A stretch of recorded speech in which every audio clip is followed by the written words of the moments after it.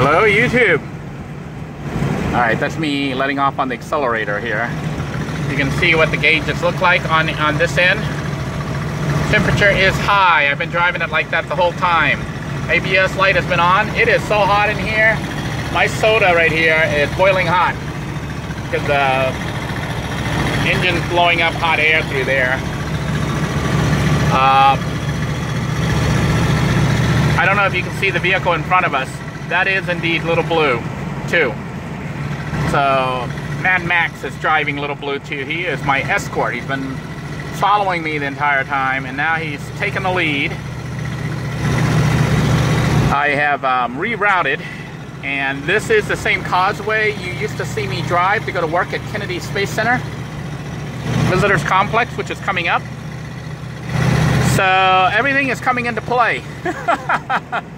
You know, I had wondered the other day when I came up here for the job interview why I took Courtney Parkway up here and everything was good, but then I ended up pretty much declining the job because of the lack of hours, you know, and the commitment they wanted me to give them of 5 days, and I couldn't afford to be on standby for 5 days and only maybe work 1 or 2 days possibly, although they could have me work 5 days. But during that time, and then eventually it'll cut me down to 3 days, you know, on standby, but I might not even work any days.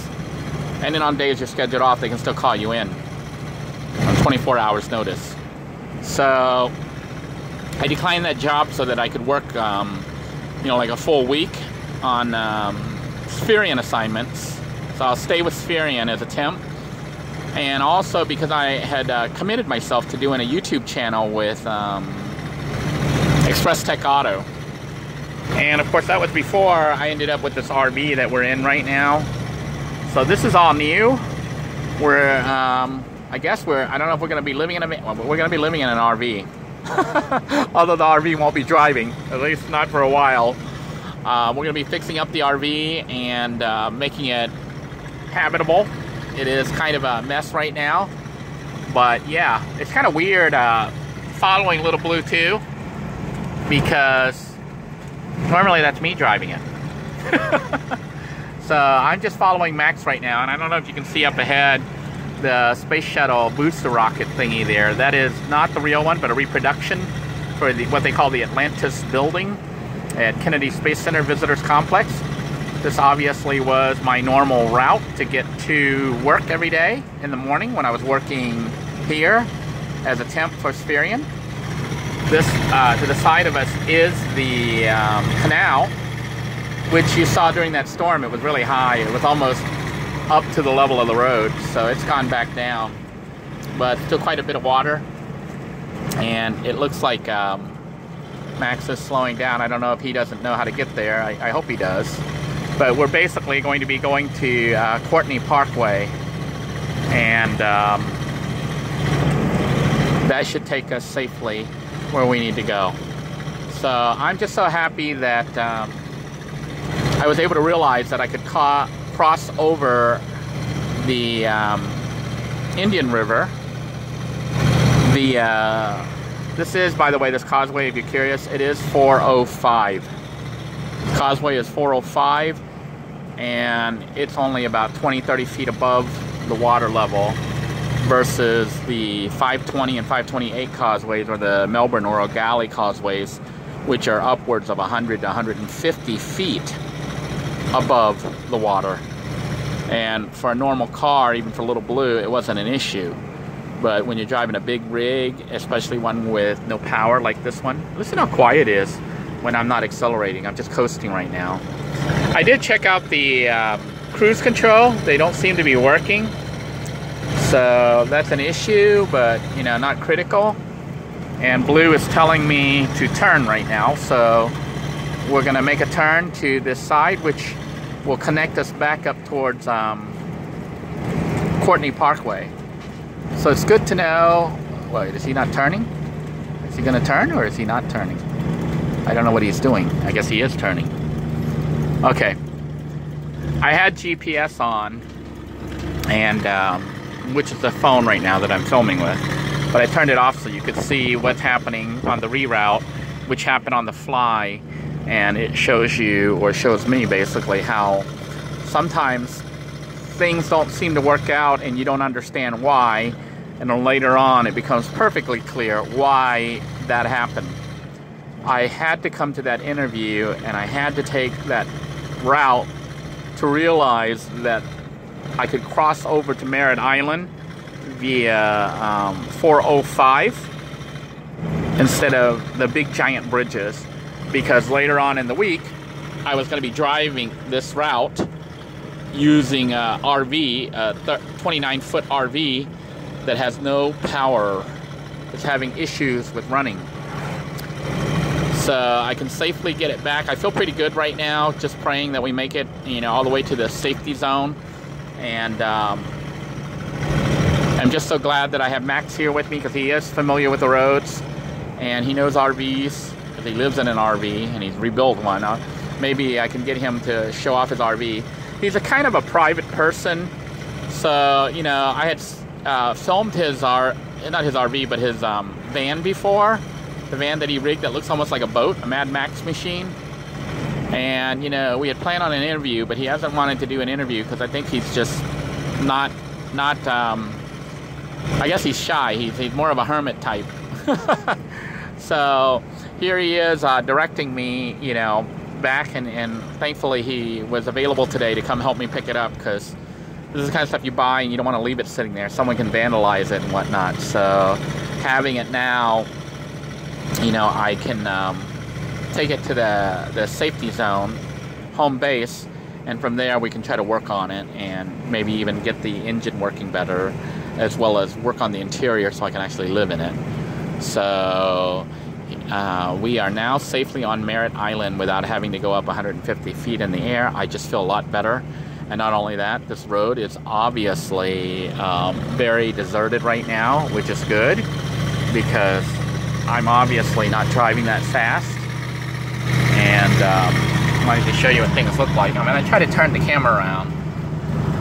You can see me, my smiling mug.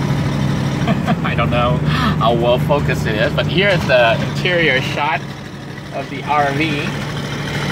They have all sorts of stuff there for me. The cushions. So John, the guy I bought it from, did keep to his word and did get me all the missing components, so that's very good.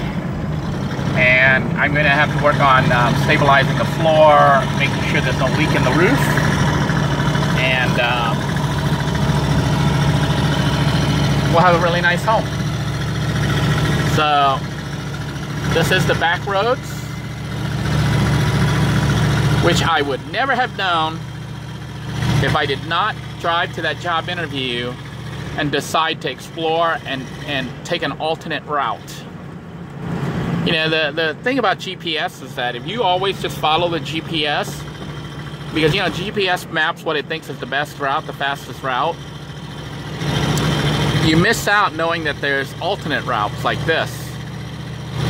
And you can look on the map and reroute, but most people don't have the time to do that with a GPS while they're driving. And I only found this route kind of accidentally when I came up that day for the interview, and I was a little bit early. You know, I was kind of early for the interview, and actually on that day I had gone by to see Max, you know, and then I decided, you know what, I'm kind of off course. I'm not on US 1, which is the route I normally took, you know, to get there. I think I'm going to try this other route and see if it connects. So I decided to try it, and once I got on Courtney Parkway, the GPS told me it was possible to get to the Kennedy Space Center Visitors Complex via this route, and voila, here we are, just 5 days later, taking home an RV on this route because the RV was having issues and couldn't make it over the regular road. So everything has a way of working out. So if you're going through life and you're saying, what is up with all this crazy weird stuff? Well, it may not make sense right now, but maybe there is a reason for that madness, a method to it. And for me, this is it. I am now able to utilize that bit of insight that was given to me on Monday when I came to the job interview and didn't get the job. So stay positive, be encouraged, and know that even if things seem messed up, there actually may be a real reason behind it that you're not aware of yet. Because remember, when that all was going down, I didn't know I was going to buy this RV. I didn't even see this RV. This RV just went up listed for sale about 3 days ago. So it's been very spontaneous on my part to buy it. And it was all made possible because of viewers who had contributed to the New Home for Denoy Fund, which, you know, was enough to purchase it. I do not have enough money to do the complete reno yet, so that's going to have to be done over time. And, you know, I will be saving my money from YouTube and any side jobs that I can get to put towards fixing the RV to turn it into a machine that can drive, as well as a home that I can live in, and maybe my wife can move in with me.